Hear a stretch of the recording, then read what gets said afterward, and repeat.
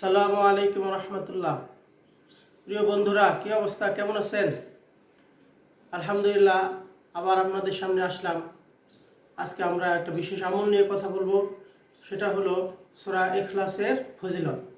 সূরা ইখলাস তো আমরা চিনি সবাই, যেটা আমরা কুল হুয়াল্লাহু আহাদ আল্লাহুস সামাদ লাম ইয়ালিদ ওয়া লাম ইউলাদ ওয়া লাম ইয়াকুল লাহু কুফুয়ান আহাদ, এই সূরাটাকে আমরা বলি। এই সূরাটার ফজিলত ও গুরুত্ব অনেক বেশি। যে বলা হয়েছে যে আল্লাহ তাআলা বলেন, যে ব্যক্তি এই কুল হুয়াল্লাহু আহাদ এই সূরাটাকে মানে সূরা ইখলাসকে পছন্দ করে, আল্লাহ তাআলা তাকে পছন্দ করে। কত বড় বরকতময়! এই জন্য আমরা সবাই বেশি বেশি করে এই সূরা ইখলাস পাঠ করব।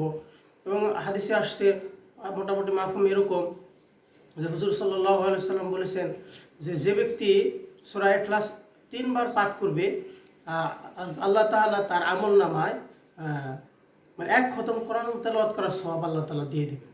তো কত বড় আর কি একটা অল্প সময়ের ভিতরে আল্লাহ তাআলা কত বড় একটা মেহেরবানি যে আমরা এই এই সওয়াবের ভাগিদার, সওয়াবের সব পেয়ে যেতে পারি। তো আমরা সবাই এই সূরা ইখলাস পাঠ করব। আর সাহাবীরা বেশি বেশি করে এই সূরা ইখলাস পাঠ করতে। এক সাহাবীকে হুজুর সাল্লাল্লাহু আলাইহি ওয়াসাল্লাম ইমাম হিসেবে নিযুক্ত করেন। আর সেই ইমামতিতে সে সবসময় মানে এই সূরা ইখলাস পাঠ করতেন। এতে যারা মুসল্লি ছিল তারা হুজুর সাল্লাল্লাহু আলাইহি ওয়াসাল্লামের কাছে অভিযোগ করলেন যে সে শুধু সূরা ইখলাস পাঠ করে। তো পরবর্তীতে সেই সাহাবী বলছেন যে আমার কাছে সূরা ইখলাস পাঠ করা খুব ভালো লাগে। তখন হুজুর সাল্লাল্লাহু আলাইহি ওয়াসাল্লাম বলছেন যে যে ব্যক্তি এই সূরা ইখলাস পাঠ করে, আল্লাহ তাআলা তাকে ভালোবাসেন।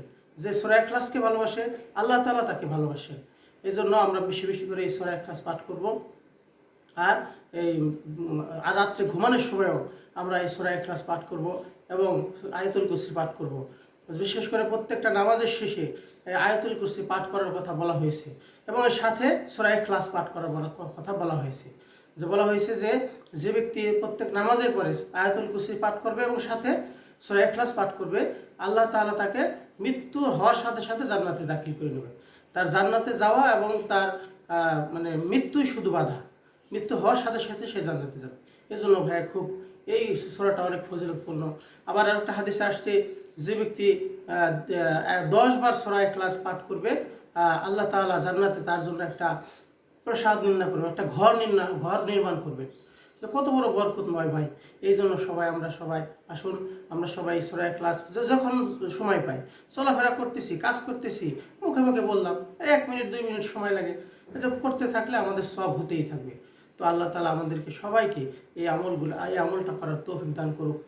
সবাই ভালো থাকবেন, সুস্থ থাকবেন। আজকে এই পর্যন্তই শেষ করতেছি। আর বেশি বেশি করে এই আমলগুলো মানুষের ভিতরে ছড়িয়ে দিবেন, শেয়ার করে দিবেন। এতে সবাই আমরা লাভবান হব এবং সবাই এই সওয়াবের ভাগিদার হব, আমরা দাওয়াতের একটা অংশ হয়ে যাব। ঠিক আছে, ভালো থাকবেন সবাই। আল্লাহ হাফেজ। আসসালামু আলাইকুম রহমতুল্লাহ।